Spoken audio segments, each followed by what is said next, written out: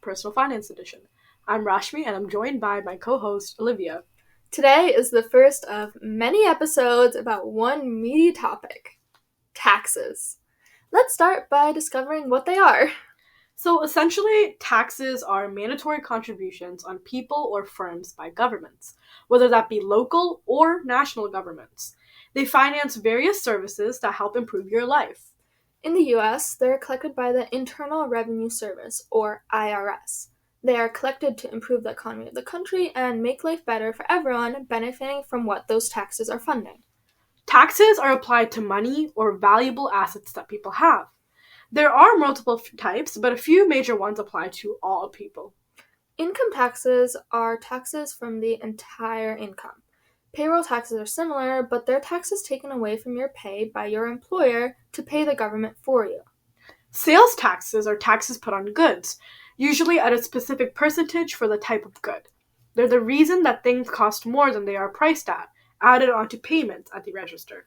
One more major tax is property tax. That's a tax based on value rather than money. Property taxes are for land and, what a surprise, property that you own.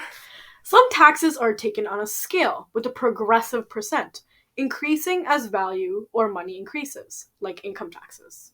Progressive taxing systems make sure that wealthier individuals are paying their fair share, and that poorer individuals aren't overpaying. In the U.S., there are 7 federal tax brackets on income, ranging from a minimum of 10% of your income to 37%. Overall, taxes are paid at different times of the year. Some, like sales taxes, are paid whenever they come up during a transaction, while greater sums are paid at a certain time each year. You likely heard of April being tax month. That's because property taxes are due during that month. Taxes can be classified into 2 major groups. One's incurred immediately on transaction, and one's incurred later on based on your finances as a whole. And before thinking of simply omitting your tax payments, know that there are penalties for that, called tax evasion. Deliberately failing to pay your taxes is illegal. But taking actions to limit your tax payments isn't. That's tax avoidance, and it's completely legal. This is usually done by taking as many deductions and credits as you possibly can. For example, parents can claim child tax credits. The reason why it's legal is because there are provisions written into law. All of this begs the question, why? Why are we paying taxes? Well, simply put, they're essential to keep the government and even our society running. Our government does not make any profit. The only way it can earn money to provide service to its citizens is by asking for taxes. These taxes are what fund services we use every day. Think about it. Taxes fund our roads, emergency services, our national defense, and other taxes can fund local programs like public schools.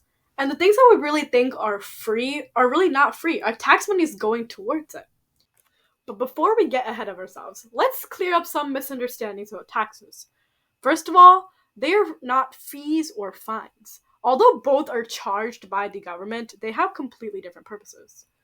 A fee or a fine is used to pay for access to extra services or to punish unlawful acts, while taxes are essential to sustaining the country.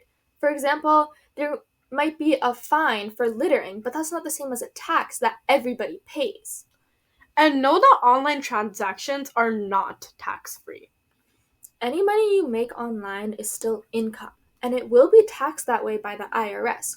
You're required to report online income, and not doing so will count as tax evasion, which has serious penalties.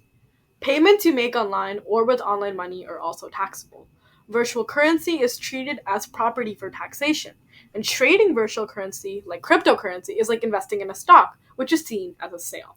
Keep in mind, though, that money gifts sent through online sites like Venmo or Cash App are in fact excluded from tax. When it comes to paying taxes, a lot of people seem to believe that there's no way of doing so without paying. But regardless of our complex tax code, filing for free is possible. Especially if you're still young, a simple tax return can be paid online for free. And there are many tax prep companies that offer free filing services as well, such as H&R Block and TurboTax. But when you're filing, don't forget that the IRS encourages paying online. Online tax payments are a ton more secure and faster. Filing on paper always runs the risk of interception. Someone might steal your mail, and if something goes wrong with the way that you file your taxes, it can take way longer to realize. The IRS estimates that processing paper returns could take over half a year. That's a lot. Now, let's finish off with a misconception more targeted towards us, Rashmi. Here it is. Students don't have to pay taxes. But this one's a little more complex than a simple yes or no answer.